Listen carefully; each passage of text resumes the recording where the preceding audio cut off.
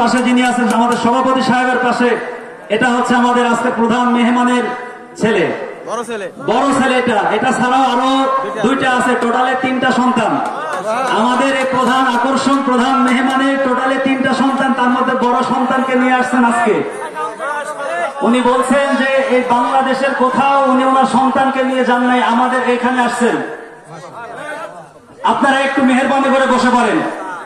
আপনারা যত পরিবেশটা সুন্দর করতে পারবেন, মেহমানের জন্য আলোচনা করা তত সুন্দর হবে, তত সহজ হবে।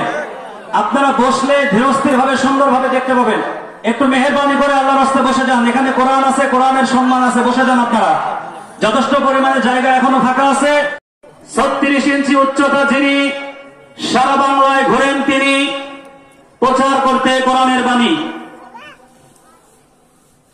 কারি আব্দুল্লাহ আল মাহমুদ সিরাজি, কারি আব্দুল্লাহ আল মাহমুদ সিরাজি হযরতকে তার মূল্যবান আলোচনা পেশ করার জন্য সবিনয়ে অনুরোধ জানাচ্ছি।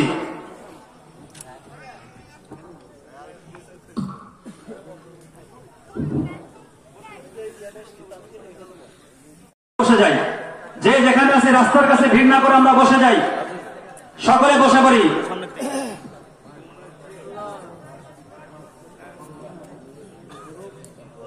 আচ্ছা, এই পর্যায়ে আমাদের মাঝে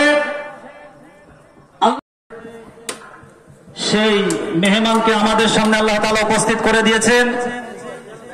আমরা সকলে মেহমানকে দেখে খুশি হতে পেরেছি, আলহামদুলিল্লাহ। এটা আমাদের সকলের জন্য একটা গৌরব যে আল্লাহ তাআলা আজকে যিনাকে আমাদের মাধ্যমে আমাদের কাছে মেহমান হিসেবে কবুল করেছেন, তিনি গোটা বাংলাদেশের মধ্যে আলোড়ন সৃষ্টিকারী একজন বক্তা। তিনি গোটা বাংলাদেশের মধ্যে কোরআন। আমাদের নাটোরের জননেতা, জনগণের বন্ধু অ্যাডভোকেট এম রুহুল কুদ্দুস তালুকদার দুলু ভাইয়ের সামনে তিনি ফোনের মাধ্যমে আপনাদের সামনে কথা বলবেন।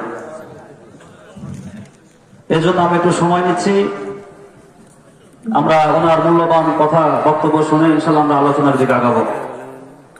দীর্ঘ সময় ধরে আমরা যে কাঙ্ক্ষিত মেহমানের অপেক্ষা